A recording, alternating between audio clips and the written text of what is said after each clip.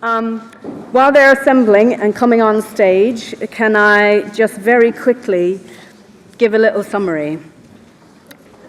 Rona talked about, or gave us the question, how can we act now knowing what we know? Diana talked about transformative change being needed, and maybe where do we start? Roger talked about source to sea, whole system management, and people power in Essex, which I really liked. Brendan gave us a deep dive on that, understanding the system and the relationships. And Sidoni was explaining, in practice, at scale, how might this work, or what it is we're trying to achieve, which was great. I'm going to give our extra panelists a minute or so just to answer the key question, if that's okay, and say a little bit. Ness, go ahead. Thanks, Aisling, throwing me in at the deep end. So this is something, again, going back to Rona's point about us oldies, something I've been thinking about for a very long time. There is a lot that's gone on in the past that can help inform the future for the next sort of 20 years.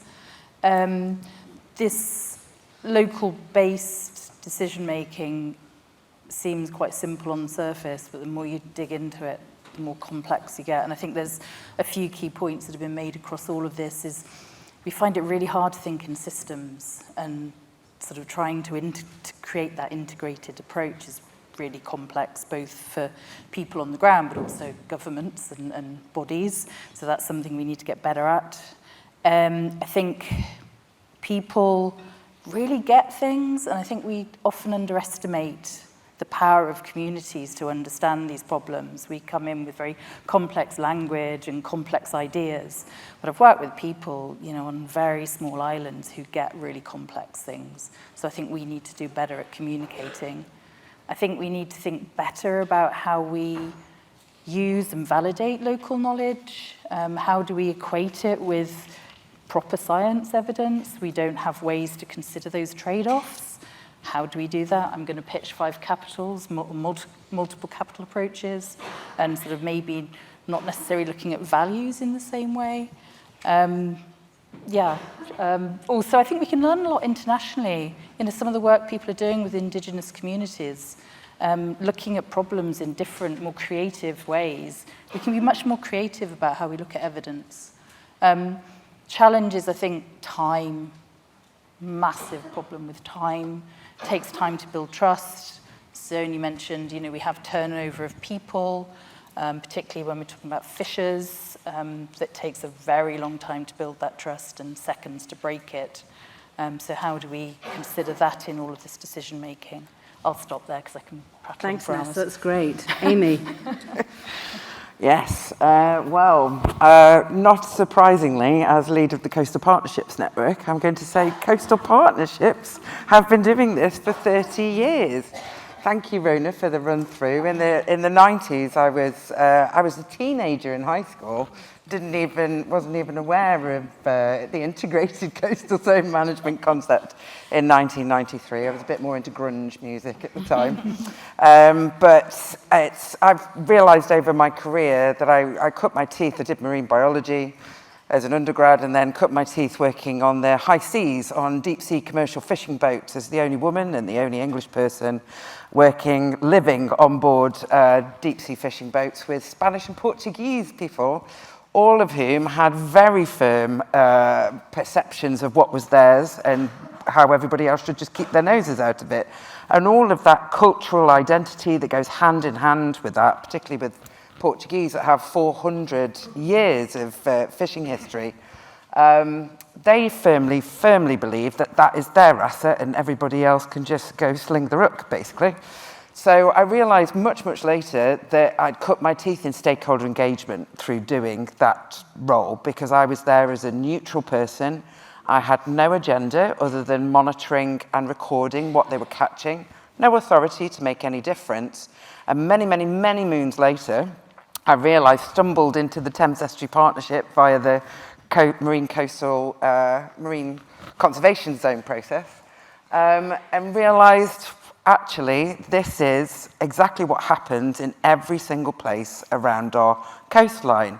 And when you talk to someone who works in a local authority or someone in a government department, unless they've got that bee in their bonnet, unless they've got that in their blood, people have their backs to the water. We do not take account of the water, what's in it, and how we connect to it as people. And so over the interim years, I've really cut my teeth in this local place-based decision-making, challenged by working across the Thames estuary and then increasingly at a national level with the Coastal Partnership Network. But yeah, we've been talking about it, we've been trying to do it at different scales and different ways. Obviously, you know, I believe in the Coastal Partnership way. I've stuck with it for the last 10 years now. But all of this is brilliant, but it's not new. It's not new thinking. And when it comes down to it, we need to resource it. We need to work with it and actually do it. Rather than constantly proving it's needed, we need to actually do it. And to do that, we need to invest in our people and our places. At every level, central government, to arm's length bodies, the way it's all set up, how local authorities operate, and the spatial scale at which we are all responsible and accountable, it needs to be tackled because it all interlinks and we all need to take shared responsibility. I'm going to stop there. Marvellous. Crikey. That's gotten us off to a really good start. Now it's time for questions. I'm going to take a combination of questions in the room and from online. So get ready. I'm going to go to Natasha first to take an online question. Hello, live stream audience. There is a highly rated question from Jack Bush. To add to Will's question that we had following our keynote, what is the MMO doing to better integrate across regulators in the coastal space?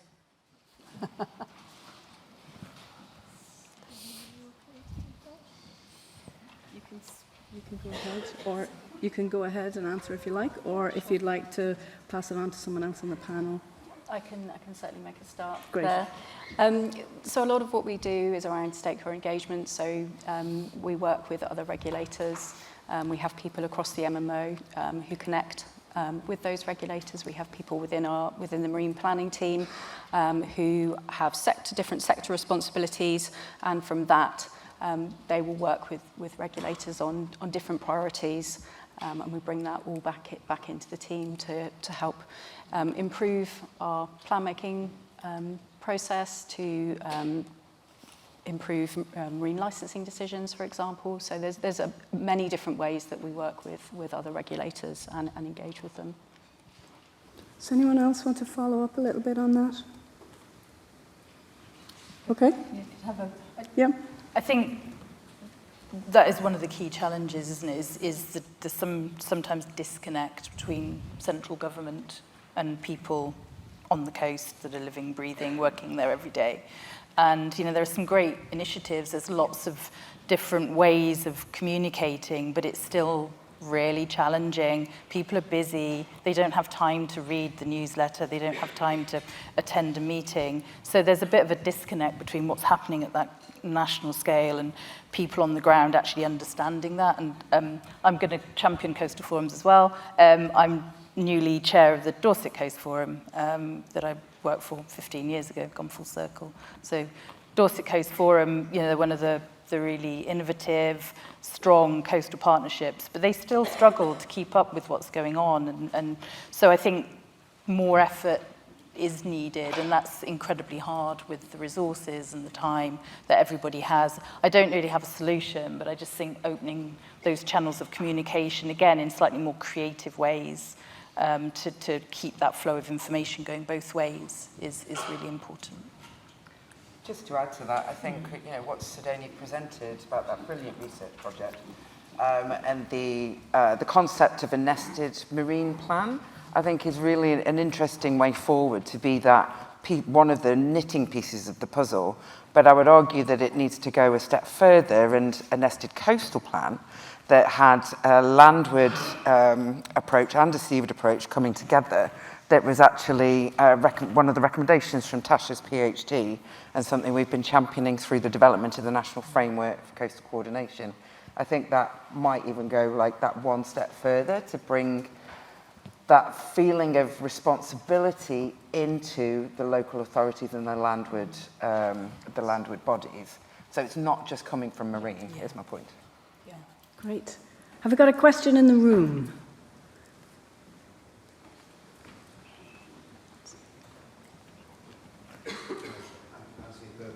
From Historic England.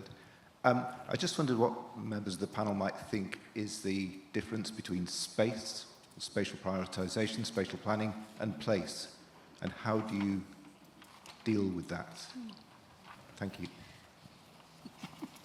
Nice question. Can I go first on Yeah, that? go. Right.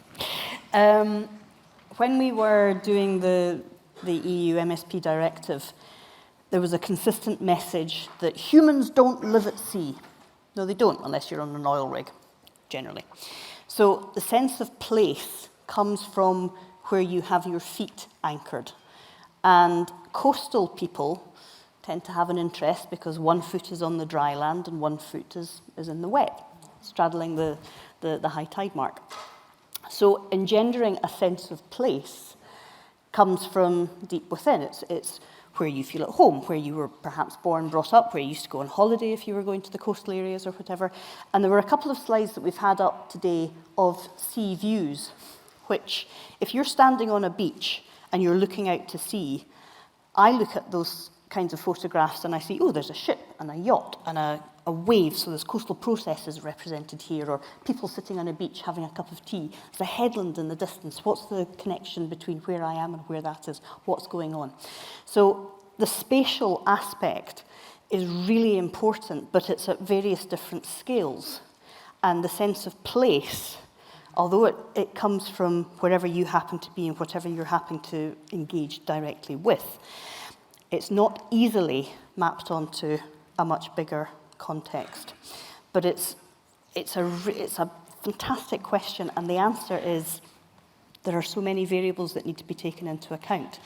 But your sense of place comes from whatever it is you're happening to champion or be interested in, or your area of expertise and interest, and also whatever else is happening in the place in the area that you're considering as well. So in the UK, we tend to talk about marine planning rather than maritime spatial planning. Spatial planning is more of perhaps a European consideration, but the prioritization for activities that are taking place in your marine time, in your marine space or your coastal zones, that's a really important aspect, and that has come through as coastal plans and first generation marine plans have evolved, because we've understood that certain activities, although the intention is that activities are balanced and everybody has a bit of the marine and coastal zone to do what they want to do with it, there are certain areas that are better for certain activities, and that's where the spatial aspect can come in.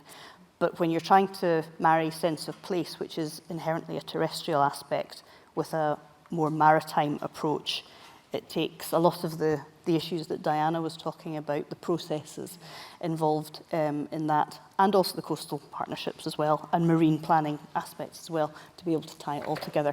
And I don't think anybody has reached a conclusion on what the single way of doing it is, or what the multiple aspects of achieving it might be. So still a work in progress. Thanks, Rona. Do you want to go ahead, Diana? Yeah, just very quickly, I agree with all of that, but I think it comes back actually to it's an experience. It's where you belong. It's where your heart is. It's where you work. It's where you care about. It's where you tell stories about. It's where you network with. It's the people you love and care for, and the people you think of as your neighbours. It's an experience, where place. Space is something we draw on maps, and like in planning and marine work. So that's all I'd say. Great. Roger? Yeah, I'd just like to add an example, really, Anthony. It's, many of you will be familiar with the Remembering the Restoring Meadow, Marsh and Reef programme. And the way we've kind of looked at that is we've developed some, we had the high-level objectives we need to achieve, like good ecological status or good environmental status or favourable, we've got those kind of drivers at the policy level. So then trying to drive restoration recovery to kind of meet some of those objectives, you then have to start somewhere there. Well, what's the restoration potential for around our coast, which we then developed with our partners, with ALBs, at a kind of national strategic level. But that's not good enough, because you need to get down to the local level to see what is actually realistic. And so we used a lot of technical support from local areas within the various ALBs to then quality assure those maps and refine them into more prioritized areas that have greatest potential, most benefit, etc. And then through the coastal partnerships, the Champion Coastal Coordination, that's what then brings those local people together to kind of look at those maps and say, well, actually, this bit's more important than that bit, or we want to do this, X, Y, Z, or that map is completely wrong and we want to go over here. And so if you think about the kind of sliding scale of driving things forward, that's how we can kind of connect the different levels, right the way from the policy, right the way down to the local level. Thanks, Roger. Brendan? Yeah, thanks. What a brilliant question. So just a kind of where I learned to do this stuff was working in Sudan on a peace-building context where you've got migratory herders and settled people. And it's like the coast. The Sahel actually means the coast, and they perceive it to be moving south and the desert moving in. Now, the difference between place and space is that place is a cultural construct which determines how the kind of decisions, what logical behavior in harmony with your landscape is. And so for the pastoralists, it's logical to keep moving and living in harmony with the environment, in a sense, the tide coming in and out each year as it greens and moves away. And for the sedentary population, well, they have a different logic because they understand their landscape in a different way. So what is an obvious decision is just different. And that's one of the things that this process gets at. It moves away from mapping, which is the science of what's happening, which is absolutely vital, to getting onto that point of what is logical behavior for me, and how come you're behaving rationally, but your rationality is slightly different. And it's because you interact with your livelihood, and your place has a different logic to it. And what's fascinating about this process is you just get those penny dropping moments when you think, I've always thought it was irrational you did that. But you're constrained by that, and you're motivated by this, and therefore, I could do this differently, and that would enable this, and so on and so on. So I think it's absolutely crucial, but you've got to get into it's a sociological construct around that, but that's what drives decision-making. Thanks, Brendan. Ness, you wanted to say something? Yeah, sort of just building some really interesting thoughts there, but I was just going to give an example as well, and also a potential other mechanism to look at this. So, Anthony, I know heritage is your sort of area, and seascape character assessment is actually something that builds on land planning. It's a robust process, and it's part of the marine planning process. It can be done at any scale. One of the things that I remember when we did one for Dorset was sense of place at sea, where there were battles. There were sea battles in sort of Saxon times that retain that memory. You know, the water moves, but the memory of that battle remains. So there are ways that you can work with people to capture that sense of place spatially. So I think that's quite an interesting potential way of, maybe you can revisit those and think about using that as a mechanism to engage with people's sense of place. And then just briefly, the other thing, those at Plymouth will be very familiar with this, the Rame Head disposal site, the dredge disposal site. We did some really in-depth sort of cultural value work there. And the number of people, so it's a place, it's a set area, it has boundaries, but the number of people that were attached to that area, because they'd go and stand on Rame Head, and somebody had scattered their grand's ashes there, another person had been proposed there. They liked to look out and see this wonderful blue sea, and they felt really damaged by the fact that this site was brown and murky, and the perceptions of the health of that area completely, from their sense of place. And yet there were loads and loads of inquiries into the ecological damage. And it was proved time and time again there's no ecological damage. So I think that sort of sense of place versus site is a really interesting one. And I do think potentially seascape is a way of revisiting that. Can I just come to Amy, and then you can come in again, Diana? Yeah, so this is such a fascinating conversation because I wholeheartedly agree that all of those elements are within the difference between spatial and place-based. But I just wanted to highlight that, just building on what Ness was saying, that sense when I stand at the coast and I look out to the sea, I automatically start feeling calmer. My mind expands, I feel inspired. There's some part of me that starts to sort of swell with calmness and positivity. That's my connection to the ocean. But when you look at, when you start working with socioeconomics a bit more, local authorities like we do at the CPN through the One Coast Coalition, the inquiries at the Coastal Communities All-Party Parliamentary Group have really highlighted that there's intersectional challenges that people who live in coastal communities, and especially those that live in the multi-generational deprived communities, almost in every single area, you'll have those communities living within a mile of the beach, but never go there. They don't get on the bus, they don't walk there, because they don't feel like they belong. So belonging is absolutely inherent to placemaking, but when we're looking at either coastal environmental management or coastal socioeconomic regeneration, those two things are often thought about in silos. And equally, the potential solutions to help with jobs and skills and employment tends to be focused on, well, we'll create jobs through green industries, through renewable energy, through this, that, and the other, rather than looking at the base challenges such as infrastructural disconnections. Moving between the coast and inland is really, really hard, and it's expensive. Health challenges, GPs can't afford to live in coastal communities because the housing stock's too high now because of the second homes and the rise of Airbnb.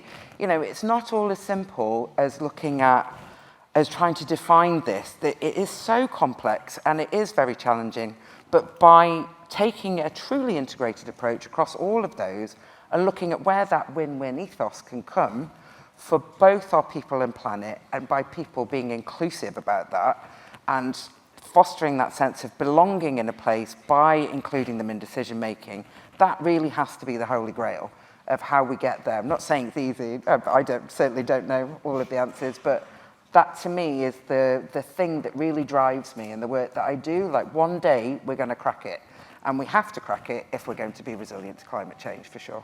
Great, thanks, Amy. Go ahead, Diana. Well, I just want to pick up something Amy said about that we turn our back to the sea, and we're kind of almost having this conversation because we've been talking about land uses and perspectives and so on. And of course, fishermen and female fishermen have a very different perspective of place and space. And there was some beautiful work done by SAMS, the Scottish, I forget what it stands for. Association of Marine Science. Thank you, Association for Marine Science, SAMS. And they did some work with fishermen around the islands, and there were place names at sea, all in Celtic, and then they've moved into sort of new language, and one of them was sort of the supermarket sweep and things like that. And the place names capture the experience of fishing there and when to go and all sorts of information about that as a fish. So I think we've got to remember that there's other perspectives.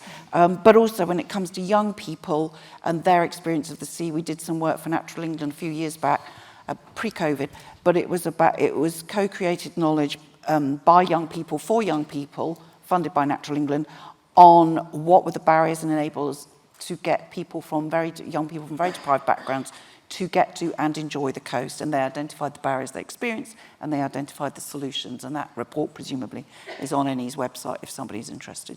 So. Excellent, thank you. And I bet all of you have read at least one book, I've read many, about being at sea, about that experience at sea. The highlight of my last year's reading was reading Ashley Malenger's book, and it's really, really personal what comes through there about being at sea. Thank you. We're going to have a question from Slido, please. We have over 70 people asking a question similar to this. I've got two that have come to the top. So how do we plan to move past the lack of knowledge, more study needed, conclusion that most people and studies keep drawing? And another question, is the drive to have full evidence base and models before making decisions preventing us from making difficult decisions that will stop biodiversity decline? What was the first question? Yeah, Sorry, I would you didn't mind quite get repeating the one. first question? I think that'll be helpful. So both questions are about how much evidence do we need before we make decisions. The first one was, how do we plan to move past the lack of knowledge, more study needed, conclusion that most people and studies keep drawing?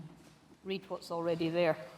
Yeah. Next question. And specifically on biodiversity decline, is the drive to have a full evidence base and models before making decisions, preventing us from making difficult decisions that will stop biodiversity decline? Great. Diana, first, please.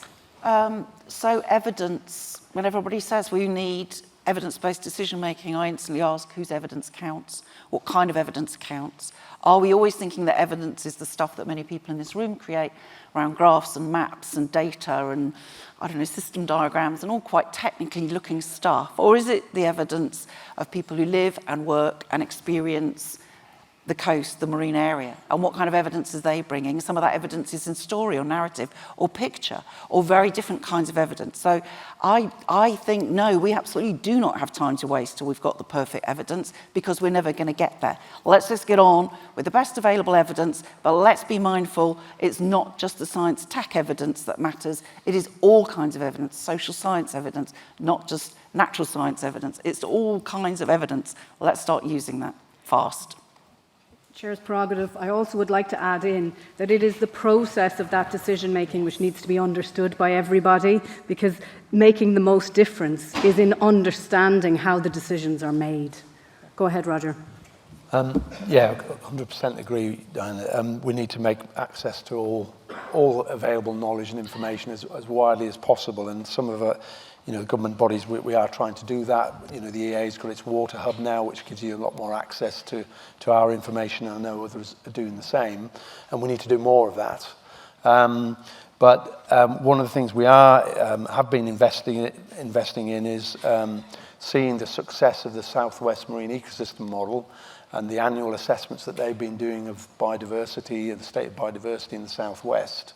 That's actually leading to a huge amount more engagement with businesses, government bodies, interested parties, academics, that's bringing more of that information to the table on a more regular basis than the regulators can do in their kind of multi-year assessments. And we need to do more of that. We had a successful pilot in the East Marine Ecosystem last year, and we're piloting it again up in the Northwest. So fantastic initiative, and there's lots of people here who are involved in that, but those are the kinds of things we need to invest more time and effort into to mobilize and get more information out so that we can draw in that other data, community knowledge, interested parties, specialists who come out of the woodwork and co-create. Yeah, absolutely. Yeah. So. Could I say something about AI before we finish this topic? I will definitely let you do that. But Brendan. Thanks. I think the question about data for who is an important one. It's been interesting to hear talking about kind of nested kind of planning. So been working on the Fens recently, and one of the things there is potential £5 billion investment in the reservoirs.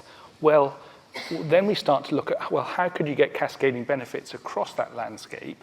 But then who makes decisions at what point? Because culturally, maybe there's an order of magnitude in terms of finance that we're happy with, and we'd love to be working in an order of magnitude higher, but we really don't speak the same language as people 2 orders of magnitude lower, or 3 or 4 orders. Do you see what I mean? There's a cultural stratification in terms of size of decision making. So it has to be nested, because then you can have the right people feeding in at the right point to those decision makings. Now, data plays a part, because actually there is the science which can run right through that, and it needs to, so long as you take these other forms of decision making in account. Just to add one example, if you're not familiar with it, do look at what's happened to Nepal's forestry over the last 50 years. There's been a massive recovery of forestry because they changed the governance of forestry in Nepal from a centralized and kind of highly kind of scientific, kind of technocratic approach to local decision making. And they really got it right. So the decision making was well informed, and they've got the results on the data because people know the forests that they live and work with. So what's the equivalent of that around our coasts? Well, making decisions at the right level, but at the same time, because our challenges are different in terms of large-scale investment in energy and so on, we have to get the stratification and integration vertically right as well. So it's a different challenge, but I think there's a lot to learn from what the success in Nepal and forestry. Thanks, Brendan. Sidonie. Yeah, I think it also depends how you frame evidence and knowledge. You know, for us, thinking about the scoping project and about the pre-pilot is very much about learning, and we can only progress and move those projects along from the learning, and that creates evidence and knowledge in itself. So we have to do this in order to move into the next stage to evolve marine planning, and it could be framed as an evidence project, but actually it's about us learning about marine planning, about local decision making, and how to make the next steps. Great, thanks. Ness. So we all know we have plenty of data out there, and we always say we want more. So I think it's about using the information we have more smartly and in more, creative ways. I keep saying creative. But I think it's also about, going back to your point, Aisling, it's about sort of process literacy. So if you're working with multiple different types of evidence, it's ensuring everyone that's using that evidence understands how it's going to be used, what the restrictions are, So don't create unrealistic expectations about how that evidence is going to be used. We actually saw that in the Lyme Bay work, where there was great engagement, but then it's like, well, I've given you my information and my evidence, but what have you done with it? I don't see anything reflected in the policy end of it. So that really important bit in the middle of everyone has a clear understanding of how that evidence is going to be used and the restrictions of that, I think, is a really important part of how we use that evidence. I think it's a good point to mention AI. Okay, AI, buckle in, folks, again. So we're developing, in my consultancy, Dialogue Matters, we're really developing the use and application of AI. And of course, it can crunch loads of data, but I had a very worrying conversation with a very senior person in DEFRA last week. I won't say topic, because I work across multiple, not just, marine fisheries or whatever, but also land and other kind of conflicts. And the person said, well, of course, we're not going to have to worry about stakeholders soon, are we, or their conflicts because of AI. And over the weekend, I experimented with AI and created Freddie the Fractious Fisherman and tried to persuade him to come to a workshop to think about fisheries futures. And it was extraordinary. He was a full-blown character. He said everything that fishermen say about trying to get to workshops. So I tried to persuade him, and my skills worked. He is coming. He's very suspicious, but he's going to come. But what that tells me, it was a direct on from the person I'd spoken to in DEFRA. What the imagining is that you can create personas of different stakeholder interests who will sound and behave very like a stereotype of that kind of person. You can get those personas to start talking to each other and have their arguments and build their consensus and come up with a consensus policy conclusion. You can do it now. I've done it. Where that leads is that the public bodies will start going down this line. I'm so worried about this. And we'll start thinking, well, we can have not just our data, but all the data out there relevant to this. We can have our personas fed that data. They then come up with conclusion. Then we go to the troublesome people that we don't really want to meet with because they're a bit scary, and we can impose something on them. It will not work because, first of all, I asked AI to do a 6 hats on itself, which is a way of sort of evaluating something. And it told me that one of the best things about it is that it will give impartial and unbiased information to stakeholders. It won't. It is populated by white, Western, English language, mainly educated. Where's all the indigenous knowledges? Where's the knowledges? A lot of women's voices have been silenced over time. So it's not unbiased. It can't do that for us. And if you went and imposed decisions on a community saying, of whatever scale, national, international, whatever, said AI has said this, it triggers psychological reactance, resistance, blocking. There are psychological barriers that all of us want agency, all of us want say in the decisions that are very pertinent to our lives or our interests or our livelihoods. And AI is not going to do that. So I want to say, really exciting, we're using it for simulations in training, all sorts of things. I've got a thought piece coming out about it. But be super, super careful about how you use AI because, yeah, lots of capacity for us to analyse lots of data, but don't think that you can get it to build a consensus and then go tell people what their consensus would be if you'd actually brought them together. No, no, no, no, no. Big warning. Thank you. Keeping it real. Go ahead, Amy. So in answer to the question, I couldn't agree more about that, obviously, but I think really, moving past and beyond all of the research and having new research to tell us all the same thing, even though it's extremely interesting, is essentially fund your people. Like, if you want that local place-based work going on, the one thing that coastal partnerships really struggle with is that they are not seed funded directly from central or local government. They have to compete with larger, much more better resourced organisations to do their local place-based work. And, if you fund that coordination, that convening, that facilitation power in those trusted bodies where they are anyway, you'll get so much more back, so much bang for your buck, and free up the time to be able to innovate and speculate, which is something that we just cannot do at the moment. Can I make one final point? When you're talking about place-based decision-making, it's not just the people that are immediately on the ground in that particular locale. Particularly folks who are coming to the coast for recreation or recuperation or whatever else, they are coming from elsewhere. So your sphere of influence of the coast extends considerably inland. How does your place-based making approach these people? How do you get to the folks, the voices that are less heard, whether that's just on a geographic scale or whether, as we've been talking about, the socioeconomic engagement that may or may not be present. So we're out of time. I'll shut up. Thank you. We're out of time. But that's been really inspiring conversation for me. Thank you very much to all our speakers and panelists. I'm going to hand over to Natasha. You guys can